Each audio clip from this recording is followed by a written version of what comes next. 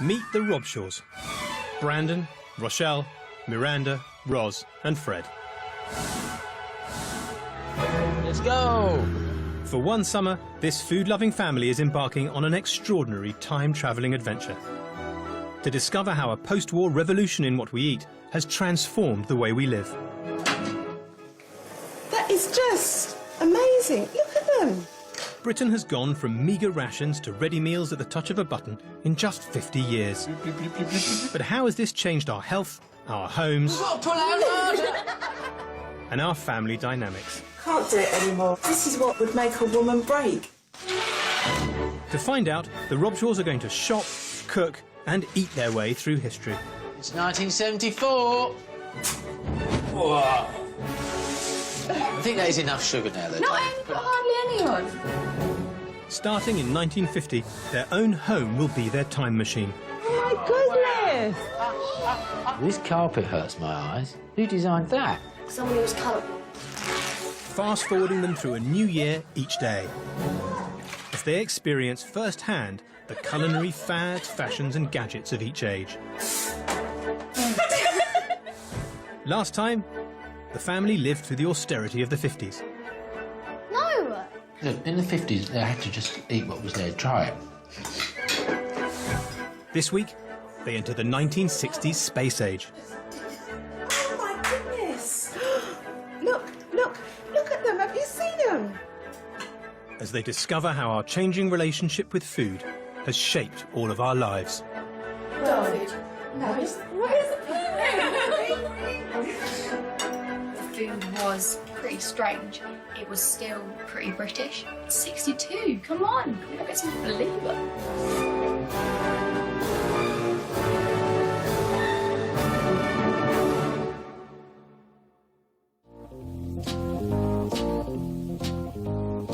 It's the second phase of our time travel adventure, and the Robshaws' functional 50s house has been transformed into a comfortable 1960s home, full of mod cons that speak to Britain's booming economy. The kitchen has even expanded to reflect the average family home of the era. Food historian Polly Russell and I are back to see what the 60s holds in store for the Robshaws. No, we've come to the wrong house. This is it, and isn't it an improvement? This is not a place that you'd mind spending time in. No, as long as you didn't have a problem with baby blue. It's just not such a cell. It was just a sort of different use of space. Yeah, that's right. It's all been organised to be much more ergonomic. Just look at the number of journeys she's making. Scientists actually mapped how far women walked when they were preparing food. Look out, the milk's boiling. There. Not bad, was it? Not bad. It was dreadful. I counted 20 journeys. And the kitchen is fitted, isn't it? It is fitted, and the design of this kitchen is supposed to be helping the woman and making her life much more easy. New plastic surfaces and utensils make keeping kitchens clean much easier. And there are advances in other areas too. There's a significant increase in the amount of food that's available. Oh, is there? So have a look in the cupboard. Quite a lot more processed branded food. Mm-hmm. So lots of sort of tinned beef and pasta and beans and an awful lot of meals which can just be opened from a can and served. Yeah, you're right. This is the era of technology coming into the kitchen to save labour. You've got an electric kettle and an electric toaster. Even a great ham-fisted, klutzy old bloke can make toast and a thing like that. Yeah, I'm not sure how much he would make toast, because obviously it's better if you can get someone else to do it for you. And what's Rochelle going to do with all this free time? Well, although she's got the gadgets, although she's got the convenience food, she's still spending 7 to 9 hours a day cleaning and cooking and making sure the kitchen keeps looking as perfect and pristine as it does now. After her 1950s experience, kitchen drudgery will come as no surprise to Rochelle, who worked 11 hours a day to feed and look after her family. 15-year-old Ros and big sister Miranda were expected to follow in their mum's footsteps. And university lecturer Brandon became a classic 50s dad, waited on at every meal. Now it's time for the Robshaws to step into the 60s. I want to see what happens next. I want to see how the role might expand I'm really looking forward to having more interesting foods, having a little bit more freedom. I'm looking forward to the 60s. I'm hoping that I'll have a chance to be in the kitchen. For 6 weeks, the Robshaws are swapping their modern diet for the food of the past. This time, they're eating strictly 60s style, with every day bringing a new year and a new experience.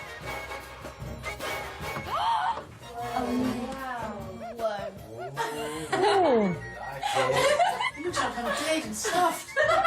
got a TV. Wow. Oh gosh, that's just like the one I had.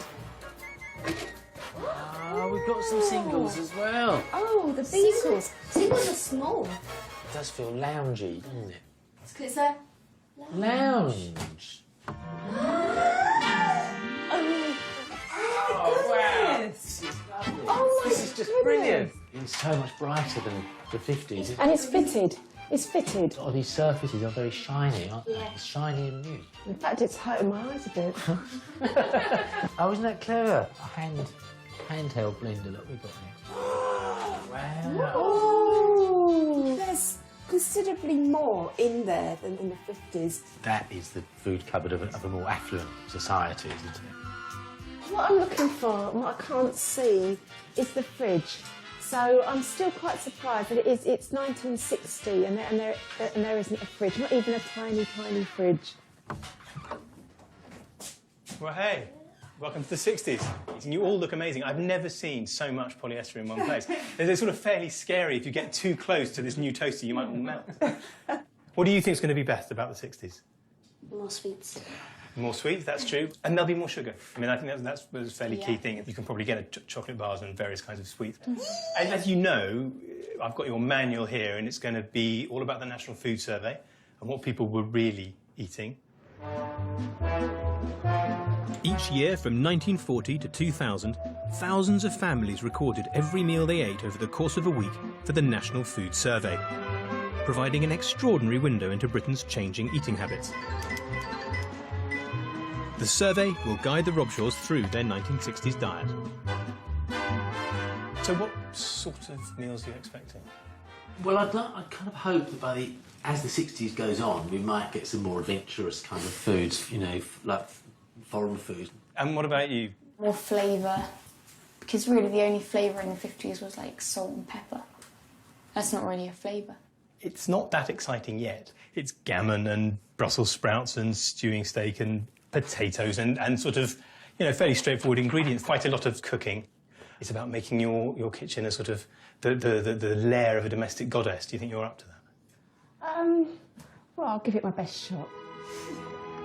Like 70% of married women in 1960, Rochelle will be a full-time housewife, while Brandon's kitchen duties are limited to tea making. It's really nice you're making me a cup of tea, Brandon. Well, that's all right, darling. I've waited 10 years.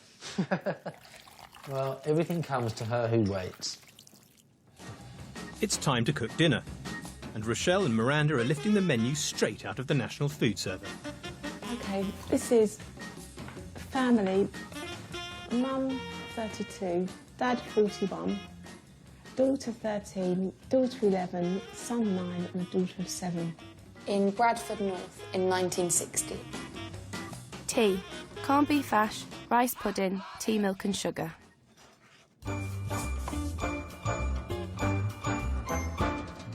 Why doesn't it open? Why doesn't it... I'm not giving up. This is the modern world now, isn't it? Oh. Right, this time I have this. No tin is safe now. Even this stupid key. Right, we're just having vegetables. Tinned meat was cheap, and with food prices much higher than they are today, it was a 1960s family staple. The National Food Survey shows that families spent 28% of their weekly income on food, compared to as little as 12% today. God, it looks actually horrible. Yeah, rice pudding was a big thing of my childhood. I do think it is a good way to use up milk before it sort of goes off. I don't know if Mum did it because we didn't have a fridge. I don't know. Maybe that's why a fridge means such a lot to me.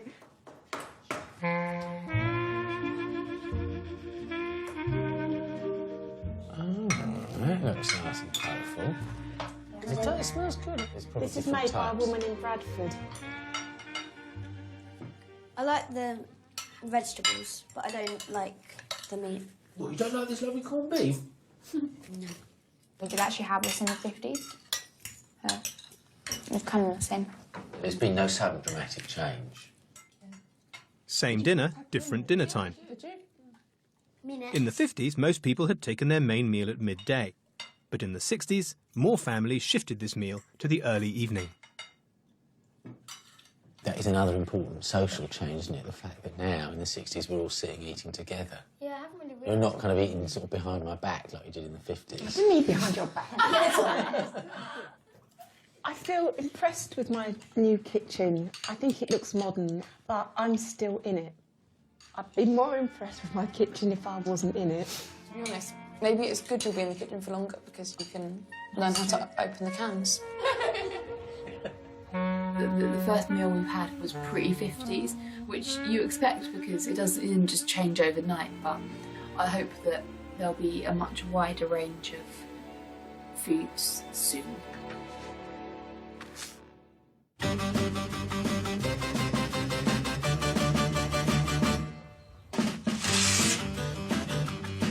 It's a new day, which means a new year for the Robshaws.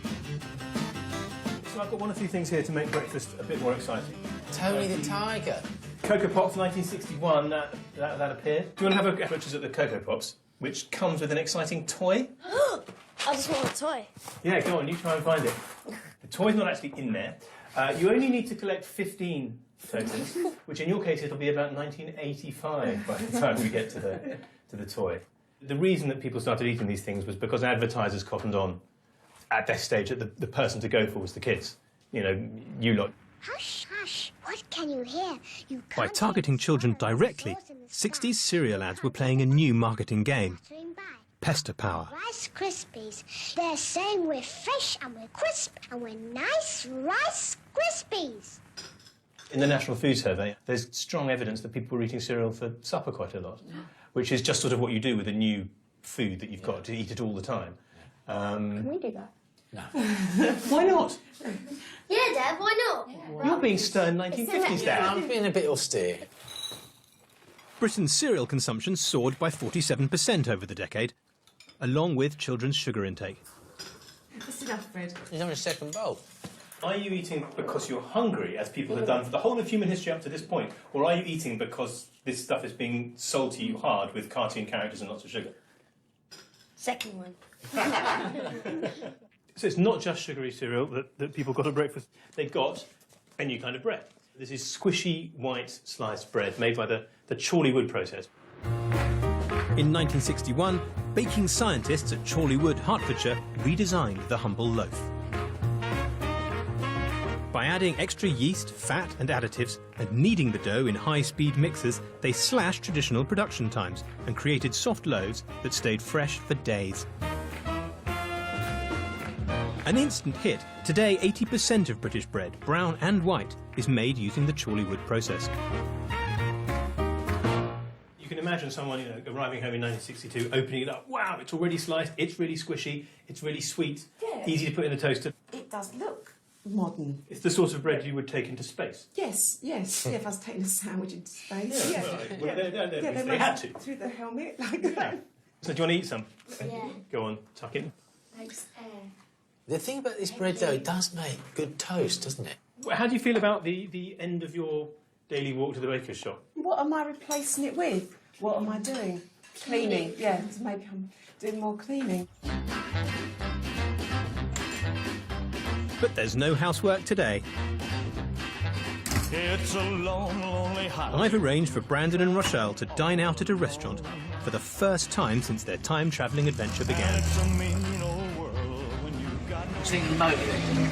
I think it's lovely, Brandon. It's beautiful. Yeah.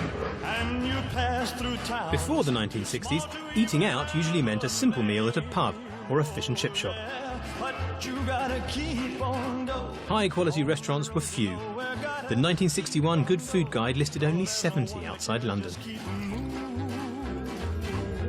But with a third of households now car owners, and families enjoying more disposable income, Britain's dining out habits were changing. I'll her by my side.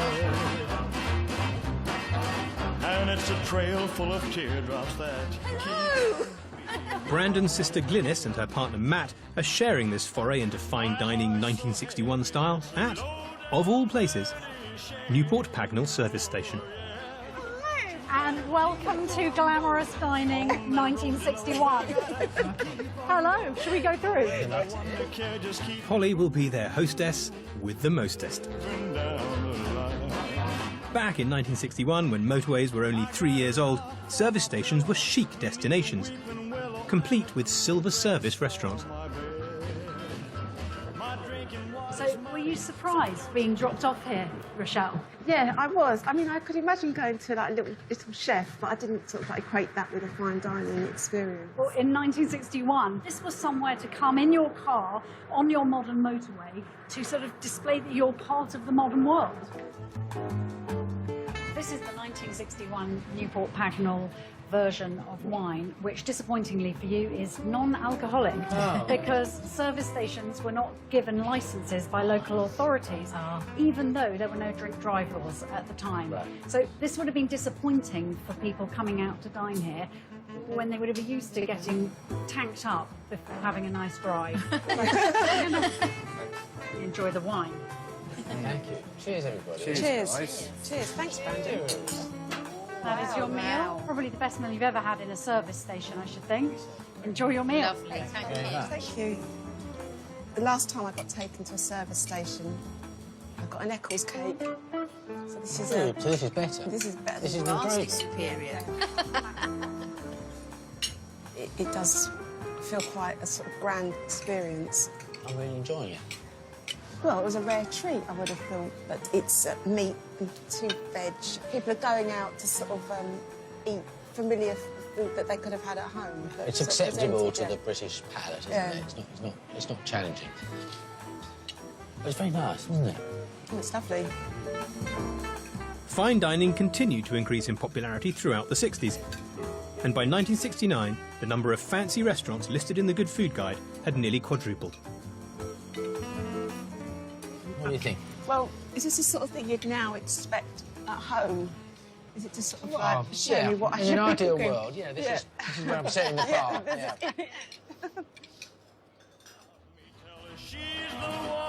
Just got back from the service station for a meal, and it struck me that it must be like people going at the Shard these days and having a fantastic experience there. It must have been felt so modern.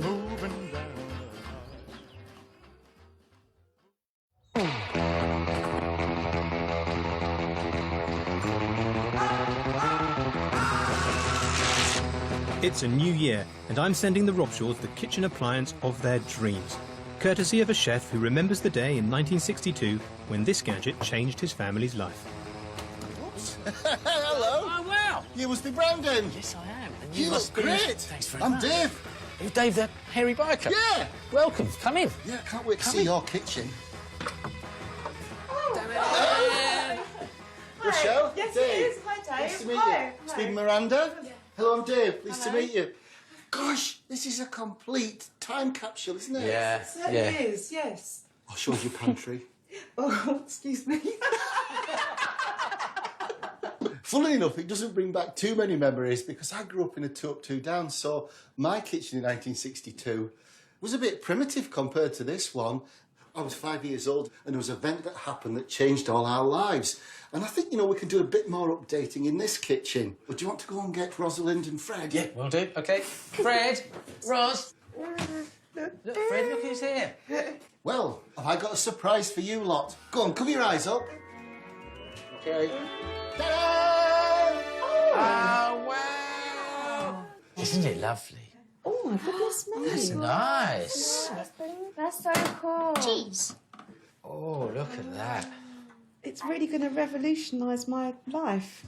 You are part of the lucky few because in 1962 there was only one household in 3 had a refrigerator. I'll tell you what though, well, this looks over to you, Brandon, being the man of the house. I think this is a job for a man, isn't it? Rochelle, do you want to come with me and we'll discuss the art of cold cookery? Oh, yes, I please. will leave Brandon to... Wrestle with this. Get your bike revved up. See you later. All right, have fun. So now we've got to work out how to get that in there. Will it actually? It won't actually. Will it fit? It's fine there. Rochelle's fridge comes with its very own cookbook, a guide to making the most of this exciting new appliance. What do you fancy choosing? Well, I quite like the idea of the garland of peas, because I like the idea of a garland of peas, and the lamb in mint jelly. There's green food colouring in that, so it's going to look a pretty psychedelic table. Right, so it's all going to be a green menu. Look at that. It's a bit of a clash. Like Kew Gardens, isn't it? Hey, right. So we need... Should we do everything as per the recipes? And just say, I'll get the lamb and chop it up. That's it. Shall I drain it? Oh, yes, please. Oh, they're funny-looking peas, aren't they? Yeah, Tin peas. yeah. Still going, then. Peas going ring. How many would this have fed? This... Oh. Just don't pour the peas down the hole. Hold on. Both of tonight's dishes involve gelatin, a setting agent that's quite hard to use without a fridge. Put it under the freezer where it's colder. My mother always used to say. Oh, it is cold, yeah. Michelle, you're going to love this device. Now it's the 60s, and all you've got to do is sit around for 3 hours while this sets. How do you feel? Well, I think to myself, what will I do? What will I do in that time? Perhaps I'll read a magazine, or perhaps I'll crochet myself a jumper or something. So maybe the fridge is what brought women's liberation. You get a fridge and then you burn your bra. That's it. Yeah. In the fridge. It would take a long time. Well, the pop man used to come once a week, and now you've got a fridge. Your pop will never be warm. How cool's that? Cheers, guys. Cheers. Cheers.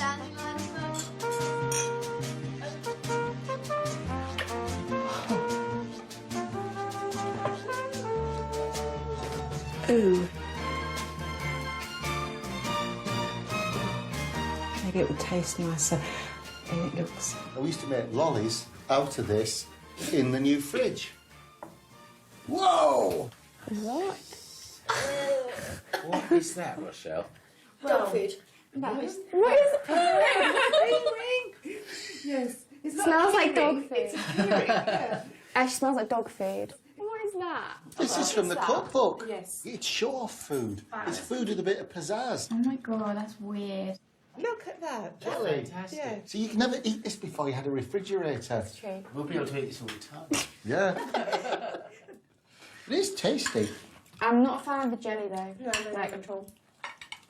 I would certainly eat it again, but it's probably quite a lot of effort to prepare, isn't it? Surprisingly not. It's absolutely no effort whatsoever. Even though the food was pretty strange, it was still pretty British. Mint, maybe some lemon. You know, it wasn't very exotic. And I think my palate does want to change. It's 62, come on, can we not get some flavour?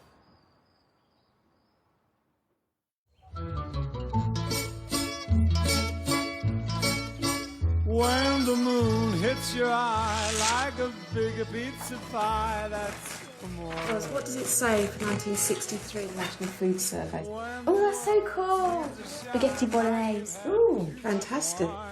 I guess it is our first foreign dish, isn't it? It doesn't feel foreign though. Now it just feels kind of normal. But then it would be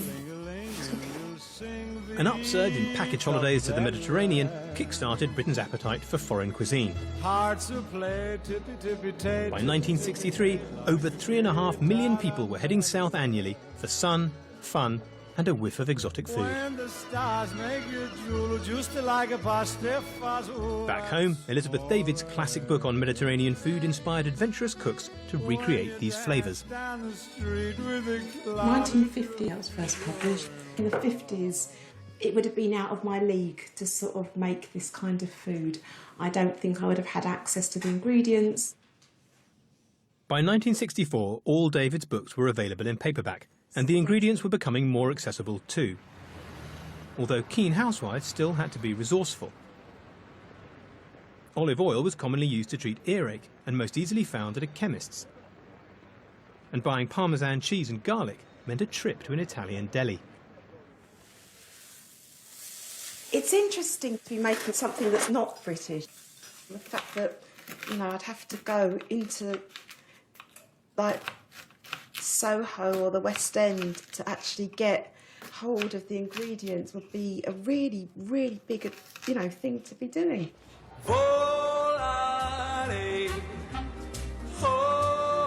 Today, it's Miranda who's venturing into Soho. In 1963, the majority of teenage girls left school at 15. And in a golden age of nearly full employment, most walked straight into full-time jobs. 17-year-old Miranda is about to start a shift at one of Britain's new, hip 60s hangouts, an Italian coffee bar. There are two different generations going on at the moment. There's my mum, who's still in the kitchen. Then there's her daughter, me, and I have much more freedom. 60s teenagers had money too. A massive 70% of their wages was disposable income, more than at any time before or since, which they spent freely on music, fashion and going out, creating a new youth culture. This is yours, this is mine, shall we? What do you think about it? First time drinking espresso? It's really horrible. Really? Oh my God! OMG! You ever had the coffee before? Yeah, I've had coffee, but it's really strong. It's, that's why it's really strong. Okay, that's a small takeaway. Even to me, having been born in the 90s, that cup of coffee was like nothing I'd ever tasted. I was like, whoa! That's probably what latched people onto it, because it's such a different flavour. Back home, Rochelle's also stirring up a pot full of foreign flavour. She's following in the footsteps of one of the National Food Survey's more adventurous cooks, a 48-year-old mother of two from the posh London suburb of Twickenham. Supper: spaghetti bolognese, homemade cake, tea, milk and sugar. There is now the sort of range of flavours that I'm using, which I hadn't been using sort of before, so like particularly the garlic and the basil and the olive oil and the spaghetti, of course, and the parmesan, actually half of it. Oh, wow. Gotta say, It's spaghetti. Is it spaghetti bolognese? Yes, it is. I'm just so excited. Just wait a minute, Fred. We've got to wait. But honestly, my mouth is watering. Shall we start? Shall we start? I hope it's nice. It's lovely. Do you think it's lovely because it's the first meal we've had that tastes different? Yeah. Olive oil, garlic, parmesan cheese. And They're just spaghetti. Lovely, rich flavours, aren't Yeah. And they're flavours we haven't had they? Yeah. for the last Yeah. 12 years. Yes. Well, I can see why this became a typical British family favourite. That's how good it is. People are actually scraping the dish. I can imagine just eating boring food and then suddenly have that. It must have been amazing. It must have been a taste revolution. And I think from here on in is the start of more interesting foods. I feel like the 60s has really begun, and it does feel like a big shift from the early 60s and the 50s now.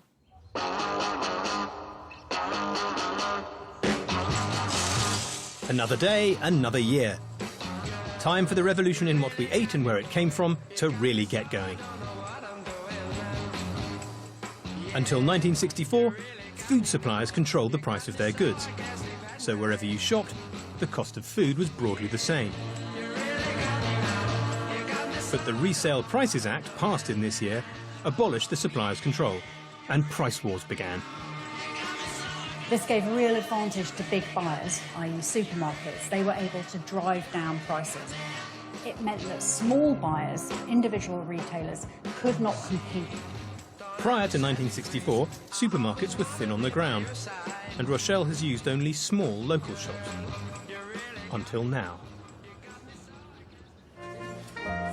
Hi!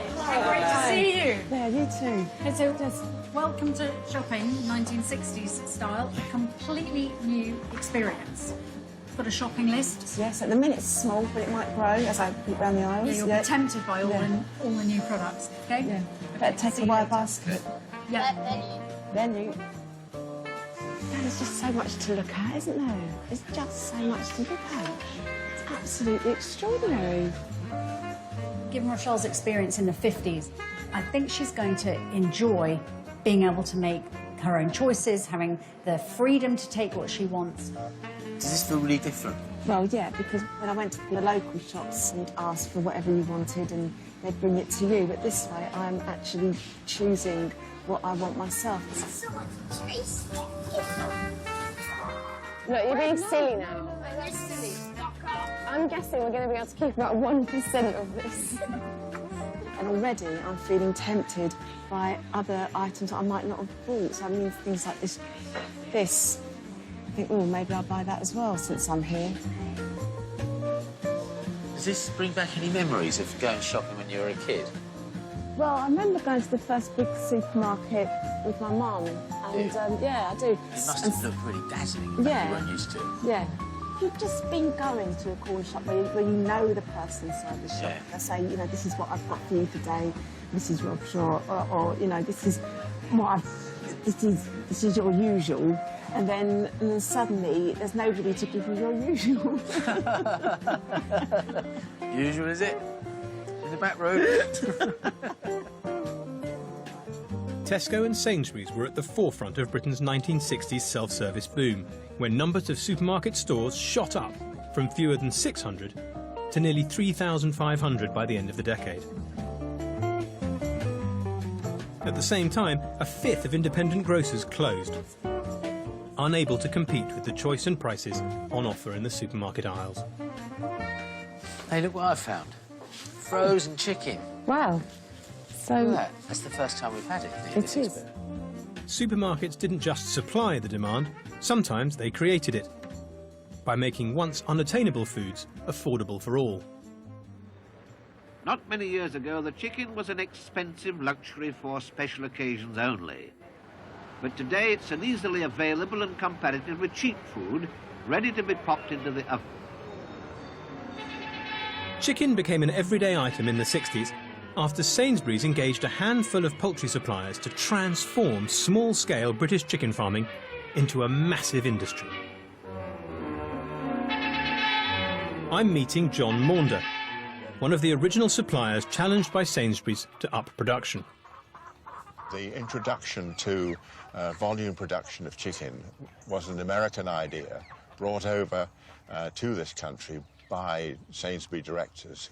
They saw the opportunity of a pre-packaged product, such as a whole chicken, as being something that would fit into this new style of supermarket self-service store. And they led you to believe that as many chickens as you could produce, they could sell? The concept was that if we produced it in large enough quantities, we could reduce the unit price. If we reduced the unit price, then people would be able to afford it. And if they could afford it, they would buy more of it. And it was true, of course, because no sooner had we offered these affordable chicken, the demand grew. The new cheap chicken cost a third less, and sales leapt from 10 million chickens a year to 150 million in the space of a decade. And our love affair with chicken has continued to grow.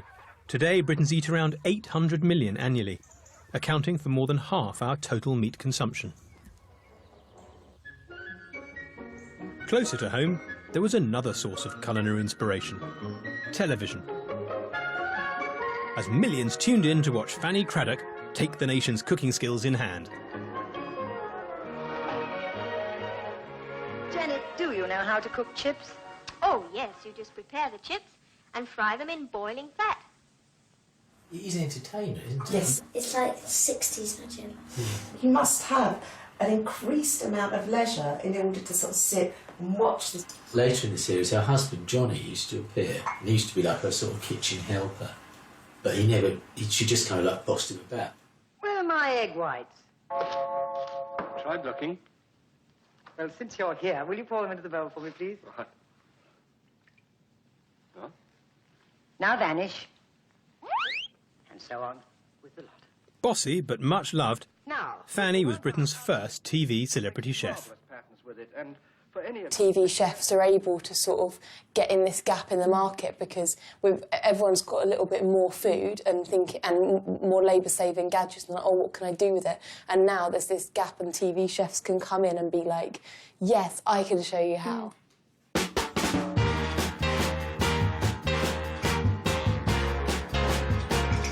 Since the start of this experiment in 1950, the Robshaws have been locked into the stereotypical roles of the past. Dad brings home the bacon, and Mum cooks it. But a big screen icon was sowing the seeds of change. In 1965, Michael Caine played spy and gourmet Harry Palmer in the hit film The Ipcress File. In Palmer's hands, food was the ultimate tool of seduction, which helped entice men into the kitchen. I'm here to initiate Brandon into the joys of the culinary arts. This is a moment where we're going to have a slight revolution in things. So this is going to be your first crack at cooking something. Brilliant. I feel absolutely delighted. I'm really looking forward to cooking. You're going to make a 2-course meal for Rochelle, who is going to disappear and do something feminine. Oh, good luck in the kitchen. Thanks very much. With your gadget. Thank you. Excellent. In their modern lives, Brandon regularly cooks family meals. But tonight's menu is very much dinner à deux.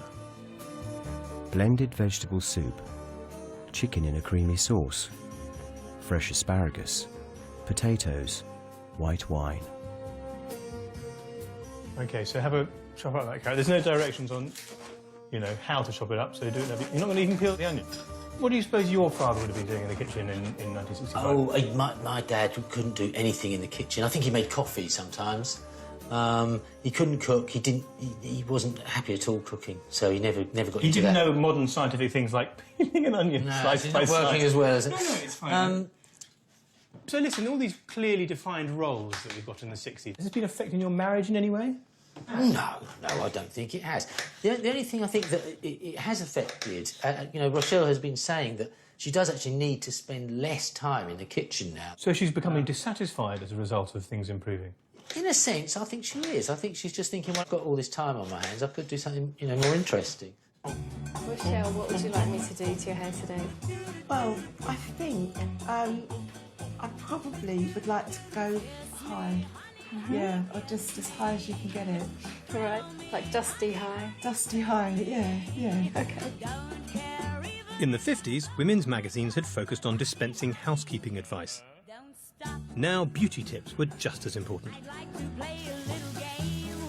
Between 1959 and 1966, the value of Britain's beauty market soared by 165%, and many women used the housekeeping time they were saving to make regular trips to the hairdresser. Roles of stuff are changing. Like in the 50s, you wouldn't have just been sitting in a salon cash having your hair done. And Yeah, but she's getting her hair done. She's not working. No, she's getting her hair done. Yeah. She's having leisure time. Yeah, leisure time to make herself look good for Dad, not to sort of go out and be her own woman. Do you think, I mean, probably then as now, that cooking's different for men than it is for women? Yes, I suppose so. I think that when men cook, they're showing off. And I think when women cook, then they're not doing it to be impressive, they're just doing it to put a meal on the table. And that will certainly have been truer then. Yeah. The idea that the men, I think, you know, that the man would cook some delicious sort of chicken in a velvety sauce with a glass of wine, and he's expecting something in return. That's I think we know what it is. I think we know what it is. These styles were sometimes known as marriage wreckers because once you're in bed, you don't want to mess your hair up. I wonder what Brandon will think of that after he's cooked a nice dinner. Won't cook again, will he? Do that. Have another 10 years in the kitchen. Do I change my hairstyle? Okay, you ready to see it? It looks amazing. I'm ready. Oh my goodness me! That's absolutely fantastic. Wow. No, I can understand why they're called marriage wreckers. No one's getting their Don't want hands to on mess this. that up, yeah. The look of love. Here's your success in the kitchen. Here's your success in the hairdressers. Yeah. Where'd you go anyway? Oh, I went to a little place around the corner. How did you find the kitchen? I actually found it hard work. That cooker's not that easy to use. There's only 2 rings really you can use, and they just get super hot. So I'm actually really impressed with how you've dealt with all that, just got on and cooked some great meals. Yeah, I think that's really what women do, though, isn't it? That's what women do. They don't come You're and start right. complaining about the cooking. You're right, whereas I've just spent 10 minutes going on and on about what I'm going to go and get the soup now. Right, okay. Oh, we haven't taken this off yet.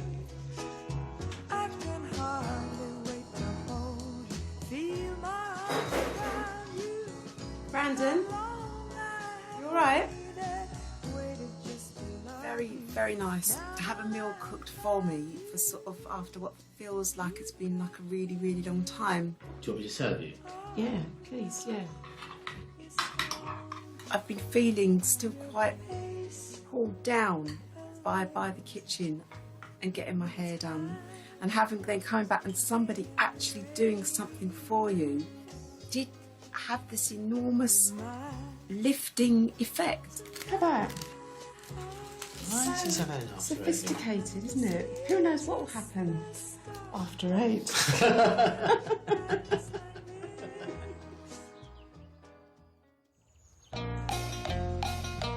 A new day and a new year. It's 1966, and like 32 million people across the UK, the Robshaws are getting ready to watch England play Germany in the World Cup final. That looks good. To help them celebrate the occasion, I've sent another 60s food forged in the white heat of technology. Oh, it's me! Oh my goodness! Oh my goodness! These are Vesta meals. These are dried meals that you can make in 20 minutes. It's dehydrated. It's a totally new kind of food, isn't it? This is the chef, and cooked the paella, and it took him 4 hours. Vesta meals used a technology first developed for army rations. Food was freeze-dried into tiny pieces that only needed water and heat to reconstitute. This is the wife who cooked and served that wonderful Vesta paella, and she did it all in 20 minutes. An instant meal and an instant hit. In 1966, Sainsbury's alone sold nearly 500,000 boxes. And this is, look at that, that's our meal. It's not cooking, it's opening and stirring. Yeah. Right. It's modern, it's clean, It just it's seems like... fast, like a really fast transition. What's that? Beef. Oh. And the type of food we were cooking, and now suddenly we're doing this. Right? Yeah, Happened quite fast. That's Bobby Moore there, number 6. He was There's the 2 captain. Bobbies. Rochelle and Miranda are preparing beef curry and chicken chow mein for 6, as Fred's cousin Joe has joined them for the match. For many British people, Vesta meals provided their first taste of non-European food. But look, it's as I remember it. Look, they're tiny. Look at that. Look at them. Look at them. Have you seen them? Yeah. Look at it. Look, seriously. That has just made my day. Supposed to be convenience food. It's not very convenient for me. It'd be more convenient for me to make salmon. No, but the thing is, it's probably quicker than any food they had then, even though it takes like half an hour. I must say, this is it was 20 minutes. I'm going to say. Can we get ready This now? Bobby Moore, look. How could we mess up a Vesta meal? That needs to be in a different pan, doesn't it? I didn't realise it could be so complicated. Well, the match will be over by the time this is served. It looks quite nice though, doesn't it? Can you try a bit? Why not? Just don't. Why not? Just don't. Go on. No. But it's quite nice. Is it? No. Oh, wow. Sorry, thank you think you. it Doesn't quite look as good as Don't that. worry about that, Heidi. just get it in here. What? What? Oh my God, get Leave off. We need to get Heidi out. Cool. But it's not as nice to take away. We didn't really have takeaways back in the 60s, except for fish and chips. Oh, look. What's that dog doing in there? Miranda, let the dog in. What do you think of this meal? I think the chow mein works better. Chow This mein's beef quite curry is actually a little bit dry and powdery. Are you disappointed? I'm disappointed, actually. Was it fun to cook? Well, it took up a lot of pans actually. It doesn't look like an instant meal. It certainly wasn't instant in time. Exactly. Missed half the match. It was hard. Did that Oh, across the look, line? I'm They've having given the goal. From my angle, I could see that that didn't go in. You can't see round the two things. I'm sitting on the side. No one see that didn't go in. It makes a change to be eaten in front of the telly, though. Don't you think it's a bit casual? Just because we've got used to sitting and eating round the table. Now people aren't even listening to me when I talk. What is more important, the World Cup, the best meal, or what I'm about to say? I just don't see how watching the World Cup final and eating, how can that not be good? Yeah, some people are on the pitch, they think it's all over. It is now. They've just scored exactly the right moment. Oh my God, that's just amazing. So that means they won fair and square after all. Yeah, because they got an extra goal that was legitimate. Yeah. Oh, I am pleased. Honestly, I really feel quite relieved.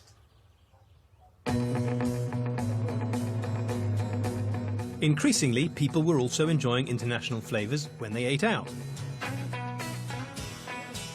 Chinese restaurants designed their menus for the British palate, offering omelette and chips alongside chop suey.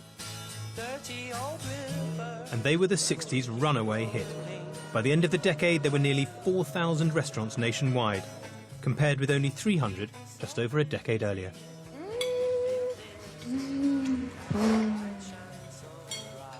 We went to a Chinese restaurant, which was really fun. The food was nice, great colours and different shapes, and completely different from what we've been having. The change within 15, 16 years is enormous. The sense of the foreign, which was completely absent from the food of the 50s.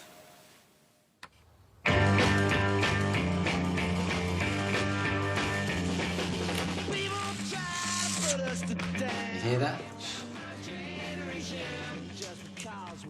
Elden. A bit? Hello? Yeah, hi. Hi. What was the message? It's a message from Giles. You'll never guess. Pardon me? I'll tell you, I'm moving out. Moving out. No, you're not. You're not. I feel like crying. Can you just tell us this over the table? What have we done to make you want to go? It's not good enough for you. You're just going to pack a bag and like, walk out. You're not pregnant, are you?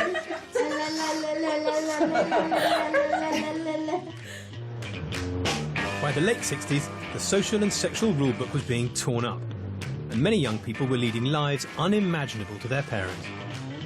This, ladies and gentlemen, is London. Swinging London, it's been called, though some people might find a different adjective. Magazines encouraged women as young as 16 to leave home and live independently, and landlords happily split large houses into bedsits to accommodate them. Roz has come to help Miranda settle into her new bedsit. Oh, it's really nice. So nice. Oh, it's so cool. It's lovely. Oh, is this the cooker? Cool. Oh my God, that looks dangerous. We can make fried eggs. Look at this. It's good. You told me. I've just moved in and you've already started destroying it. I know how to put it back up, don't worry. You do it then. Where are you going to put the milk? I have no idea. Maybe we just put it out the window. Don't put milk out the window. I reckon it's better off out there than in here. No, it's not. You're stupid. I don't care if you get milk poisoning. So, what would you want to make tonight? If the shops are shut, we can only use the stuff we've got. We haven't got very much. With no more than a single ring to cook on, life in a 60s bedsit didn't always swing. I've arranged for Catherine Whitehorn, author of best-selling 60s bedsit survival guide Kitchen in the Corner, to share some tips. There was no question of having a fridge anywhere near. You had to keep the milk more or less cool out on the windowsill, which was all right unless it got knocked over by a pigeon or something. I don't know whether you're thinking of doing much cooking in your bedsitter. Yeah, we are really. We were going to have some people over for dinner tonight. but we don't know what to cook. What kind of food do you like cooking, or perhaps I should say, like eating best? In our bag of things, we've got a lot of vegetables. Oh, that's terrific. Yeah. You could make a ratatouille out of that. You get everything together in one pot. Did you find that because there weren't as many takeaways Yeah. that you were forced to do more cooking? Mostly, if you wanted to eat, you had to cook it, however badly you did it. And everybody is going to be so amazingly oppressed that you've managed to cook them anything at all, that if it isn't quite as marvellous as if they'd taken you to the Ritz, it doesn't matter. 2 onions. Yeah. 2 pimentos.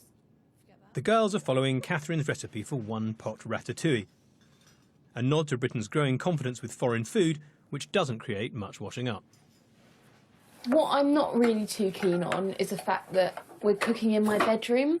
I don't like that idea, and in future I really don't think I'll cook sort of onions and garlic as an evening meal, or even at all, because why would you want that in where you're about to sleep? I know.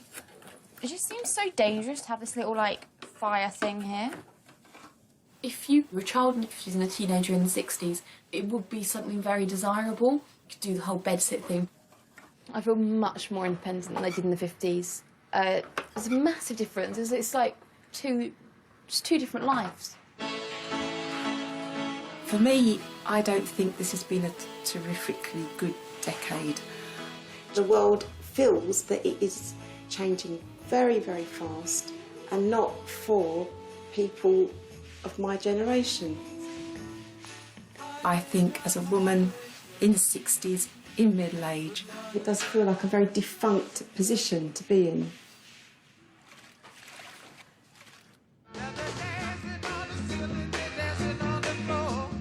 So cool. So what's cooking? It's ratatouille. Cool. Yeah. Awesome. And I'm actually really proud of us because we cooked it in that, on that, with that. I'm just curious to know though, how many people would have actually bothered to make a ratatouille in their beds? Yeah. It's nice. It's nice actually. Is this the bread? Yes. That is cool packaging. Oh, it's mouldy. Did you know it's... No! You're a terrible host. I've had it since 1962, so to be honest, it kept pretty well.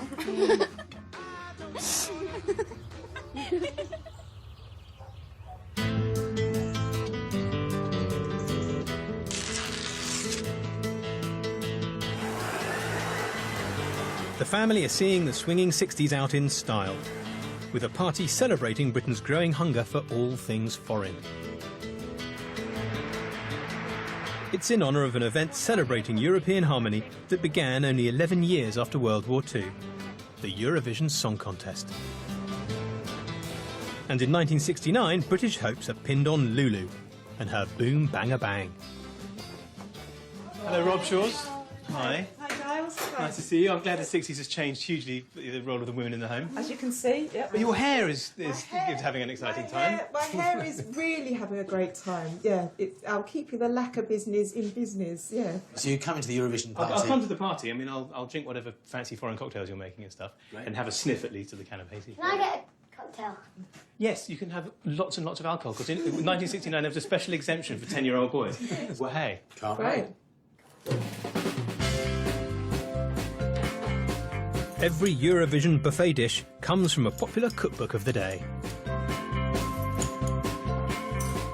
feel like everything in the 60s moved very fast. It moved fast when we were living it, compared to the 50s. And I think that's just because there's a lot more to do.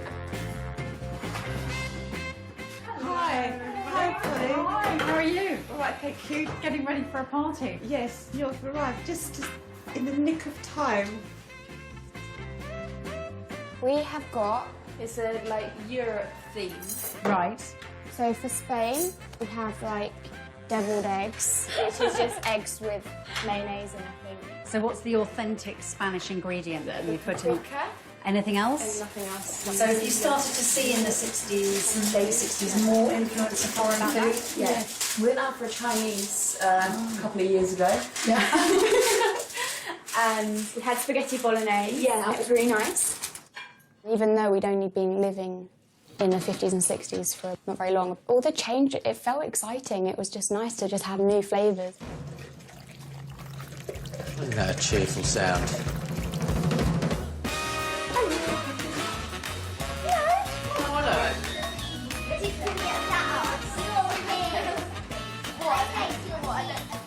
My.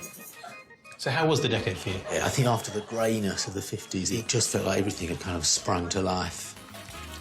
We are becoming more Europeanised. I do feel just a general sort of broadening of horizons, which is good. What about Fred? I mean, how's he coping?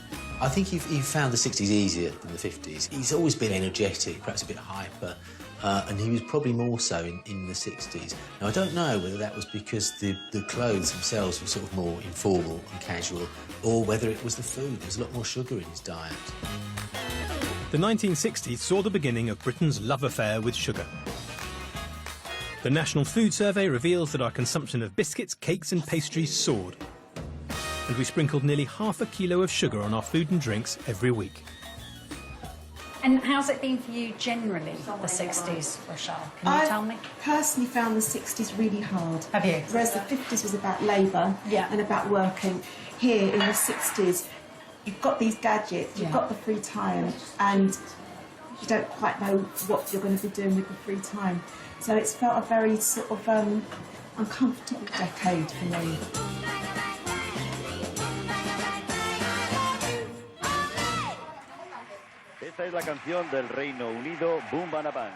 OK, look, this is the result. Reino Unido, 18 puntos. Reino Unido, that's us. That's our song. Yeah. I think Lulu's won. Yes, really. It's in. Here she comes.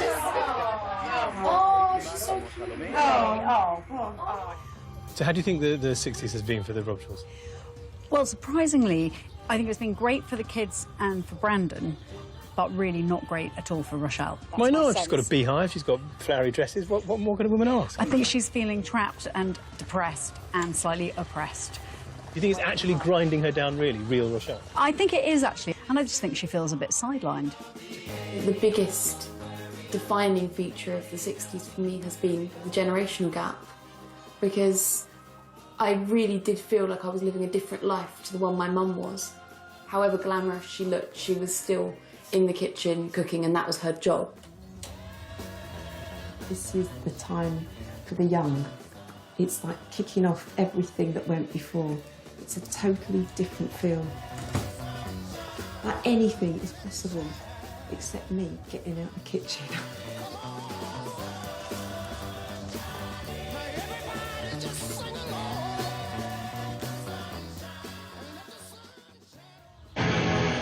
Next time, the Robshaws groove into the 1970s.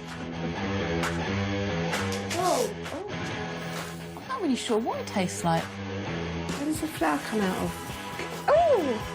Got flour that comes out of heads. Pickled onions with faces. It's like the whole kitchen is mocking me. Well, with or without the mod cons and the mockery, more brave cooks will be battling it out in MasterChef on BBC One tomorrow at 8. And here on BBC Two next tonight, two comedians on the road to a great big adventure. Dara and Ed head down the Pan American Highway next.